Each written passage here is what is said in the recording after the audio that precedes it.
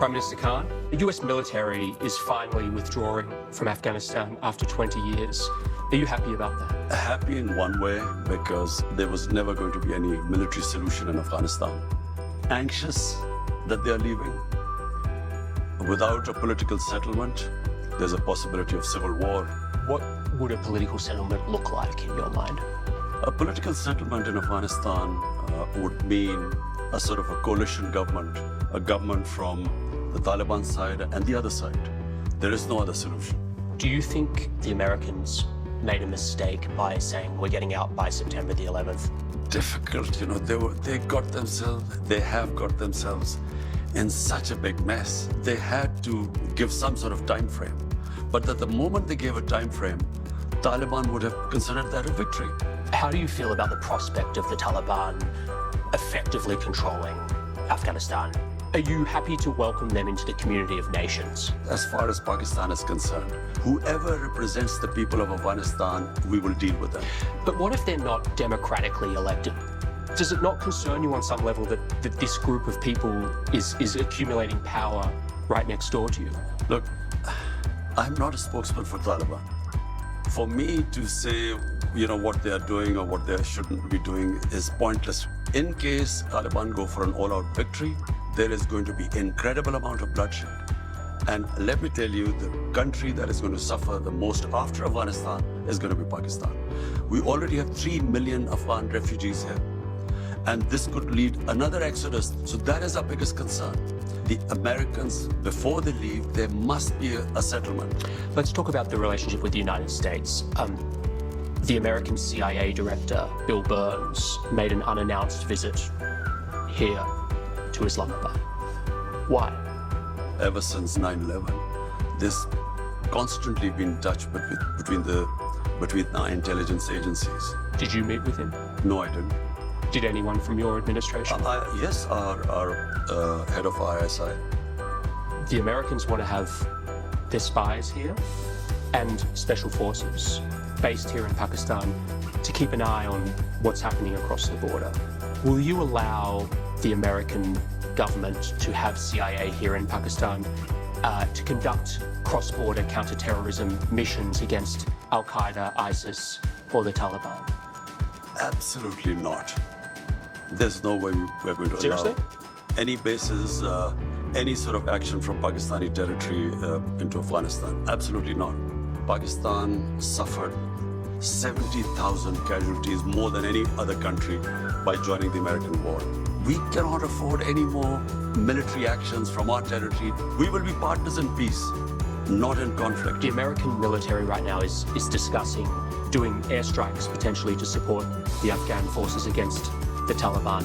Would you allow the American Air Force to use your airspace for those airstrikes? We are not going to be part of any conflict anymore. But you haven't decided yet whether you'll let them use your airspace. This hasn't been discussed at all, so... What's your feeling about that? I don't know, we'll discuss this. Why would the Americans be using bombing Afghanistan after it hasn't worked for 20 years? Why will it work again? Have you spoken to Joe Biden since he took office? No, I haven't. Is there a reason for that? Whenever he has time, he can speak to me. But at the moment, clearly, he has other priorities. What would you say to him if you had a meeting with him? The US has a big responsibility. Most powerful nation in the world. This is almost 1.4 billion people living in the subcontinent. We are held hostage. One dispute in Kashmir, a disputed territory, according to the United Nations Security Council resolutions, there should have been a plebiscite for the people of Kashmir to decide about their own future. That has never taken place. It's festering. It can easily, if the Americans have the resolve, the will, this can be sorted out. Intelligence analysts say that Pakistan has the fastest growing nuclear arsenal anywhere in the world. I don't know where they've come up with this. Pakistan's nuclear arsenal is simply as a deterrent to protect ourselves. But you're growing it, not shrinking it. I'm not sure whether we are growing it or not, because as far as I know, our nuclear, the only one purpose, it's not an offensive thing. Any country which has a neighbor 7 times the size as Pakistan has would be worried. Is your goal vis-a-vis India and Pakistan nuclear disarmament? I'm completely against nuclear arms. I always have been.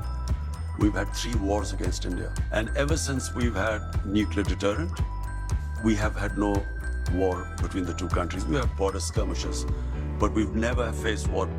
The moment there's a settlement on Kashmir, I believe the two neighbors will live as civilized people. We will not need to have these nuclear deterrents. Last year, you wrote an open letter to leaders of Muslim states asking them to unite against Islamophobia, particularly in the West. Why did you feel the need to write that public letter? The problem is there's this big communication gap between the Islamic world and the Western societies. It happened after 9/11, when the word Islamic terrorism came into currency. The moment you say Islamic terrorism, the man in the street in the West thinks that there's something in Islam which leads to terrorism, or Islam causes radicalism. After 9/11, any time some terrorist act went on where a Muslim was involved, the entire 1.3 billion Muslims started becoming targets. Just across your border in Western China, the Chinese government has imprisoned more than 1 million Uyghur Muslims in re-education camps. The Chinese government has tortured Muslims, forcibly sterilized them, and they've destroyed mosques in Xinjiang and also punished Muslims for fasting, praying, even giving Muslim names to their children. Prime Minister, why are you so outspoken about Islamophobia in Europe and the United States, but totally silent about the genocide of Muslims in Western China? What our conversations have been with the Chinese, this is not the case, according to them. The evidence is just overwhelming. Whatever issues we have with the Chinese, we speak to them behind closed doors. China has been one of the greatest friends to us in our most difficult times.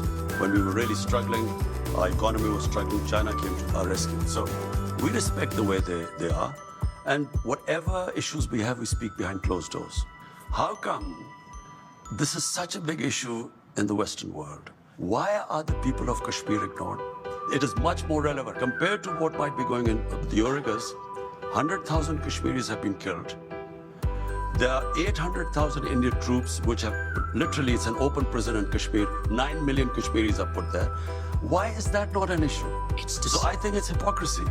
They've been a huge partner to you, China, but on some level, doesn't it make you feel sick to have to be quiet because of all this money they're putting into Pakistan? I look around the world, what's happening in Palestine, Libya, Somalia, Syria, Afghanistan. Am I going to start talking about everything? I concentrate on what is happening on my border, in my country, This is on your border. which is part of, no, that is part of Pakistan. 100,000 Kashmiris are dying. That concerns me more, because half of Kashmir is in Pakistan. This is a grotesquely large human rights atrocity. First of all, I'm not sure about that, because our conversation with the Chinese, this is not the picture I'm sure that comes from that side. So just to put a fine point on this, you are not in any way concerned about the Muslim Uyghurs in Xinjiang. Our discussions with Chinese will always be behind closed doors. You were asked about the epidemic of sexual violence and rape in Pakistan, and you acknowledged the seriousness of the problem, and you talked about Pakistan's strict laws. You were also quoted as saying that the practice of women wearing veils, quote, is to stop temptation. Not every man has willpower, you said. On increasing vulgarity, it will have consequences. And you were accused of rape victim blaming. How do you respond to that? It is such nonsense. I never said veils. This was never said. I said the concept of parda. Concept of parda is avoid temptation in the society. We don't have discos here. We don't have nightclubs. So it is a completely different society, way of life here. So if you raise temptation in the society to the point, and all these young guys have nowhere to go, it has consequences in the society. Do you think that what women wear has any effect? That's part of this temptation? If a woman is wearing very few clothes, it will have an impact on the men, unless they're robots. I mean, it's common sense. Yes, but is it really going to provoke acts of sexual violence? It depends which society you live in. If in a society people haven't seen that sort of thing, it will have an impact on them. If you grow up in a society like you, maybe it won't on you. This cultural imperialism, whatever is in our culture, must be acceptable to everyone else. It's not. But forgive me, like, when you were a cricket star, you know, you were seen in as a playboy. You know, there were photos of you with your shirts off in your bedroom. Like, it's a bit rich for you to be criticizing not this. about me. It's about But you're my the messenger. Jonathan, listen. It's about my society. My priority is how my society behaves, what reactions are caused in my society. So when I see sex crime going through the roof, we sit down, we discuss how we're going to tackle this. It is having an impact in my society. We have to do something about it. Thank you so much, Prime Minister. Okay. Really appreciate your time. Jonathan, you did go a bit long about that.